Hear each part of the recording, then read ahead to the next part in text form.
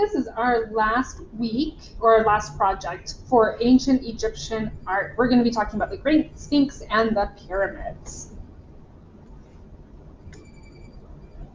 Our objective, I can draw an imaginary animal in an Egyptian landscape because people have been making art about animals since the beginning of human history. And we can learn about the people who came before us by making art. And we'll know we did it when you made a landscape using warm colors and designed your own imaginary animal, and your art is neatly and completely colored. Artists from long ago made art about animals and people. A lot of art showed magical combinations of animals and people. Pause the video and see if you can find some examples of a combination of animals and people in these old artworks. Did you find the Sphinx has a head of a human and a lion's body? There's a head of a human over here, some bird wings, looks like a horse. The pyramids are some of the most famous architectural elements from ancient Egypt. They are where the tombs of the mummies were. We're going to make our own Egyptian landscape using only our warm colors. Scan yourself and say warm colors. Good, let's read them together. Red, yellow, and orange.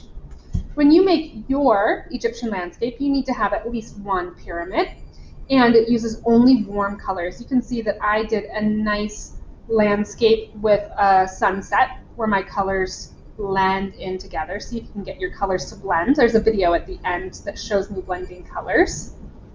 And you're making a sunset landscape. The second part is to design your own imaginary animal with ideas from like the Sphinx or some of those other ones that we looked at. The Sphinx has a human pharaoh head, a lion body, and it used to have bird wings, but they fell off. And it was built to protect the pyramids. So you're going to make your own creature that protects you.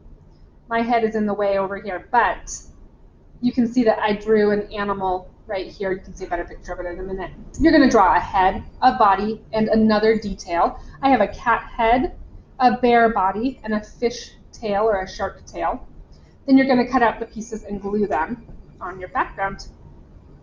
So for a green grade, your project should have an Egyptian landscape with at least one pyramid and only warm colors, an animal that is cut out and glued on top of your landscape, and your imaginary animal is made up of lots of different types of animals. It's not just a cat or just a horse. It has a combination. And here, here's my video that'll show you how I made mine using pastels. And make sure you take a good picture and that it's well lit and I can see the details. And if you want a blue grade, that you record and submit a video of yourself doing it.